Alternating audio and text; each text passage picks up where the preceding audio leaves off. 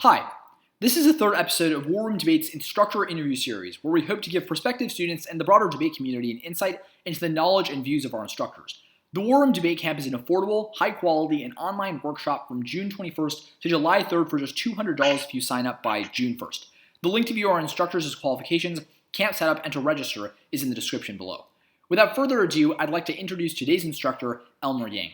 Elmer was a policy debater for Mckinney Boyd High School and has now coached multiple debaters to elims of the TOC. Elmer's strengths include policy arguments, in-depth knowledge of a litany of critiques from necropolitics to Baudrillard to identity politics, and coming up with a litany of innovative strategies. So, how are you doing today, Elmer? I'm doing pretty well, Nevin. I just finished the second semester of my sophomore year in college, so I'm enjoying a little brief break from school. How are you? I'm doing well. My school just ended, so quite happy about that. Okay, so I want to start off by asking about the transition from debating in policy to coaching LD. Which things do you find to be the most different about the two events, and what do you find to be the most similar? Okay, so I think the differences in LD and policy are characterized in two distinct categories. The first is the relevance of advanced theory debating in LD, and the second is more nuanced substance in terms of LARP and critique debate in policy. So to go into the first point, theory in LD adds a level of technicality that I think is very rare in policy debates, except for very particular cases.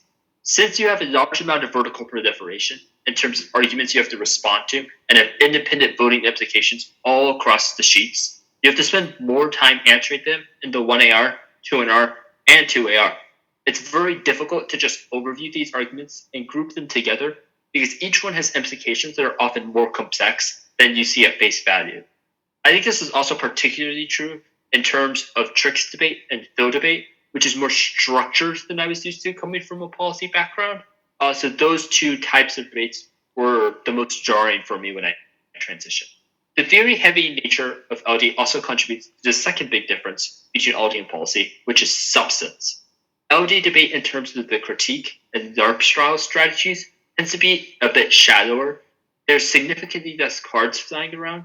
You have less time structurally to answer arguments, and you have to clear other flows due to theory and independent voting issues, which makes you even more time crunched than you already are. In policy, you have the 2AC, which is a ton of cards, the block, which is 2NC and 1NR, which has even more cards, and then you have the 1AR, 2NR, and 2AR. In LD, you simply don't have the 2AC versus the block interaction, which is 8 and 13 minutes, respectively, which means that there is significantly less argumentative analysis in terms of each page individually. This also means strategic vision and policy needs to be far higher because you don't just have 2 or 3 speeches to see arguments interact. Similarities are a little more difficult to think of, especially given the jarring introduction of me to circuit LD debate.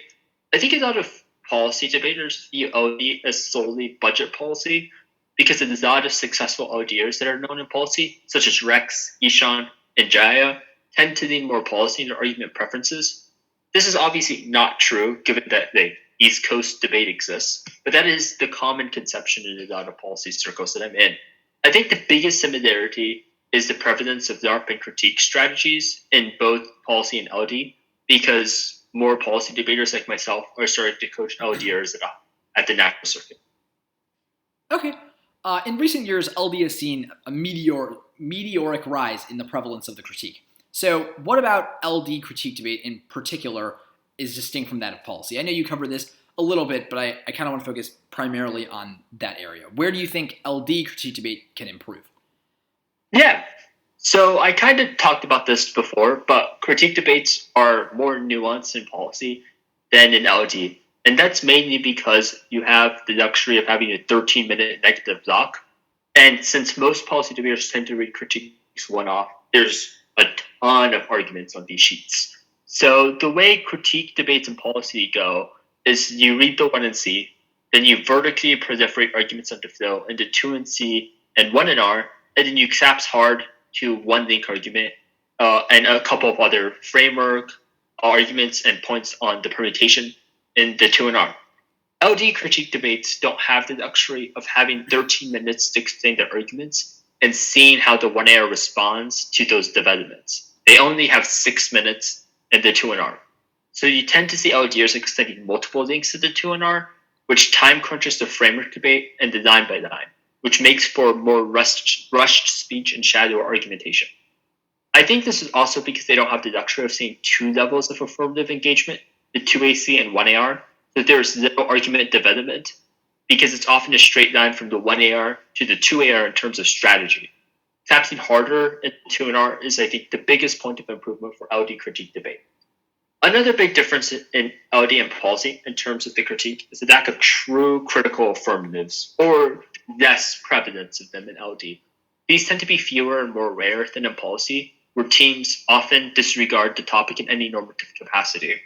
LDers tend to rely on softer critical affirmatives, where they read a K advantage and then affirm the resolution in some degree. The most common of these I've seen is a by tie style affirmative, or they agree with the resolution functionally but disagree agentially.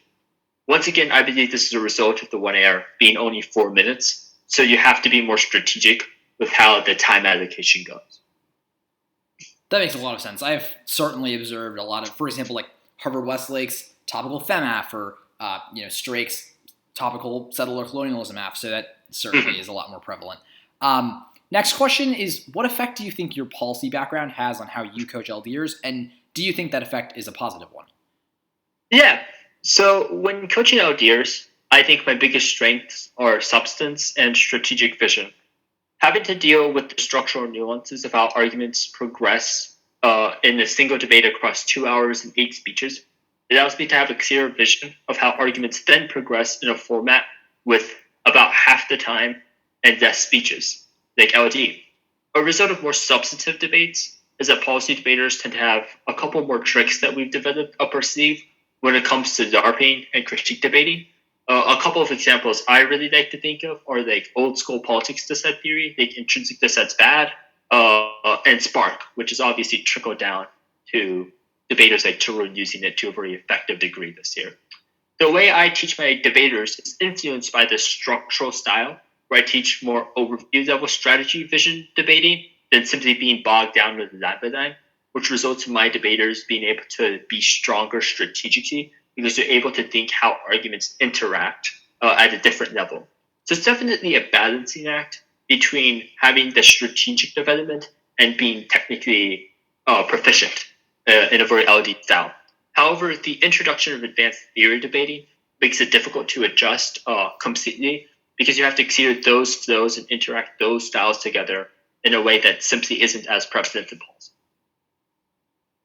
Awesome. Yeah, I think the number of times Tarun has read Spark is probably enough to get the equivalent of like a debate patent argument at this point. Very sure. All right. Next question is about you guys' staff. The War Room staff has multiple policy instructors. So how do you guys plan on integrating the policy perspective on debate that we've been talking about into instruction at camp this summer while not losing sight of the crucial differences between LD and policy? Yeah. So I think the beauty of the War Room's curriculum is that it is focused on bridging different styles of debate together rather than focusing on each of them individually. Our goal at the War Room is not to make you solely a one-off critique debater, a Phil Beast, or a 5-off LARPer every single round, but it makes you comfortable in executing any strategy at will. I think that's why having policy instructors, such as myself, Asher, and Raul, is a valuable experience because they add a level of substance and vision that is developed through debating and policy and having that experience for 4+ years. Having them and LD instructors, such as Michael and Eamon, adds a whole new layer of depth to our camp because it won't just make you a better LDer in the normal sense, but it will make you a more nuanced and strategic LDer.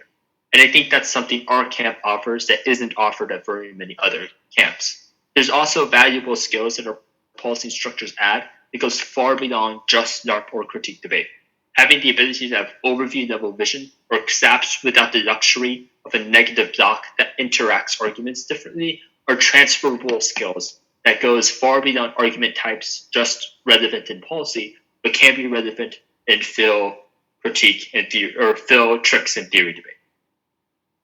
Yeah, that makes a lot of sense. My last question is a bit of a fun one. Given your unique perspective and unique background, who is an LD debater from this year who you thought was particularly impressive and why? This is a good question, and I would probably say David Edwards from Charlotte Catholic, mostly because I would debate very similar to him if I did LT. David is wicked fast, efficient, and is capable of arguing a variety of strategies at will. I think he debates substantively like a policy debater, while still being extremely technical like an LD debater. And he always debates at a very high level and is incredibly consistent with card quality and execution. So the only time you will ever beat David is not because he's having an off day, because David never does, but simply because you're better than him, which is extremely rare. David auto-called last year. He made it to the quarters of the TOC this year. I think that's incredible given the depth of the LD pool in recent years. Yeah, certainly one of the most impressive debaters of this year. So, Elmer, I want to thank you for taking this time to discuss with me. I want to thank all of our viewers who are currently or in the future watching this.